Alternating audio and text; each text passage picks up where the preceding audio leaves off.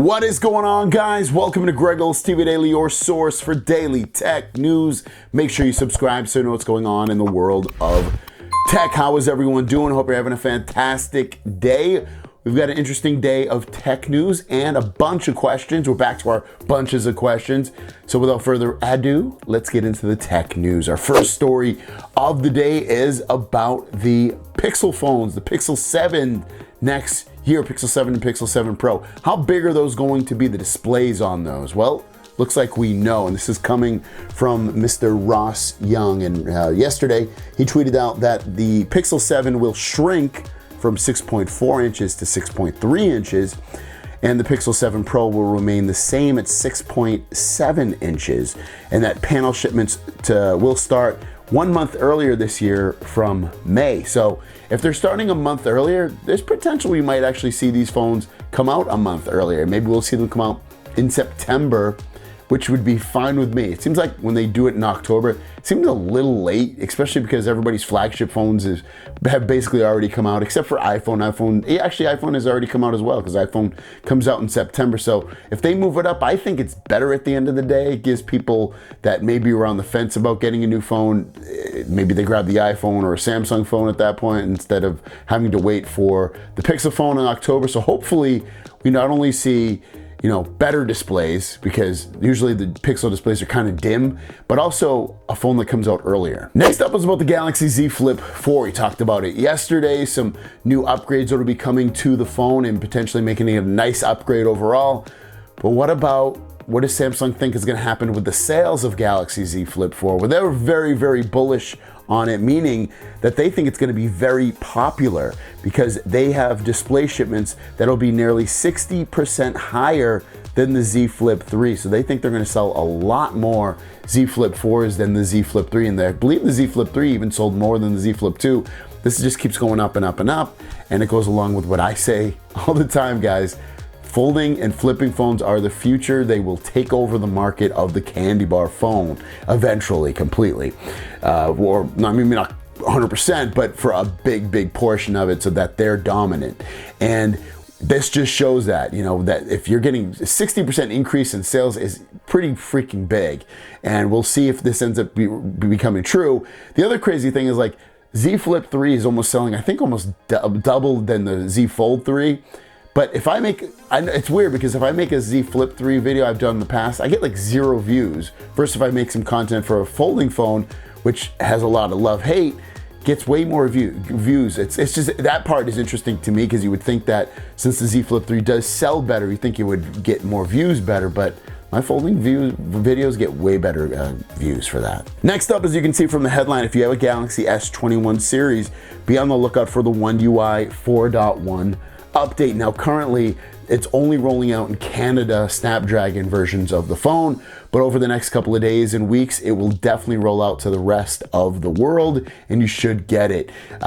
When is your country going to get it? Again, I have no idea, but it should be rolling out for you guys in the next couple days to weeks. And if you live in Canada, you should be able to grab it right now if you have an S21 series of phone. Next up is about the folding phone from Google Pixel, known as their Pixel Notepad. Now, this potentially could come out in September or October of this year. But what about the price of the phone? How is it going to compete with other folding phones in the market? Galaxy Z Fold 3 came out for $1799. Galaxy Z Fold 4 will add potentially an S Pen inside, a better, stronger display, better performance, better cameras. And is that price going to drop? I still feel like with those upgrades, it still will drop. I think they're going to get it down to $1699 or $1599. But what about the Pixel Notepad folding phone? Well, this is coming from Anthony, which it looks like he pulled it from somewhere, not exactly where, because he put it in quotations. But ultimately, he says Pixel Notepad will start production in the third quarter of 2022, and their target price is $1399. We'll see if they hit that price, and that will be quite interesting, because if they can come in with a Pixel folding phone for $1399, that's going to put a lot of pressure on Samsung. Even if Samsung's phone is better, is it going to be, $300-$400 better? I don't know. That remains to be seen. And I'm excited about the Pixel Notepad. There's rumors that it was going to use, Pixel 5 cameras, which okay, old cameras, but still takes nice photos, which I would much rather have flagship, big display just like the Galaxy Fold, bigger outside display, more squarish there rather than like tall and long. So like there's some nice things coming about this phone that I'm interested in. Potential, if they're calling it a notepad, potential could be some kind of pen that comes with it or an accessory that you can buy so you can write on the screen. So a lot of interesting developments coming out over the next couple of months for the Z Fold 4 and the Pixel Notepad and the Z Flip 4. All that stuff's gonna get hot and heavy as the months go on, as we enter spring and summer and so on. So make sure you're subscribed to the channel. Your question of the day is, I've asked this before, but we know a little bit more about both these phones. What's the more exciting foldable in your eyes, the Pixel Notepad or the Z Fold 4? Let me know in the comments down below. I think for me, is the Pixel Notepad, just because we don't know that much about it. That's more exciting to me. But ultimately, I'm excited about the Z Fold 4 too, especially some of the improvements that are coming with it, because otherwise I love the phone. So let me know what you guys think. With that said, let's get into the Q&A portion of the video and drop that. First question comes from Joe Hayes. In your opinion, based on what we know so far, the Fold 4 is going to be the Fold 3 with an S Pen. How's like how the Fold 3 is the Fold 2 with S Pen capability and IP rating? I mean, yes. I mean, you could say that about any phone. The S21 is the S22 and the S20 is the S21 and S22. So yes, I think in terms of that, it could be. But like I said moments ago, it's gonna have better cameras. It should have better performance because it has a faster processor, potential S Pen inside the phone. Maybe they can have dust and water resistance. Like there's a bunch of things that they could potentially have or will have that will make it slightly different. But yeah, at the end of the day, is it pretty much the same phone?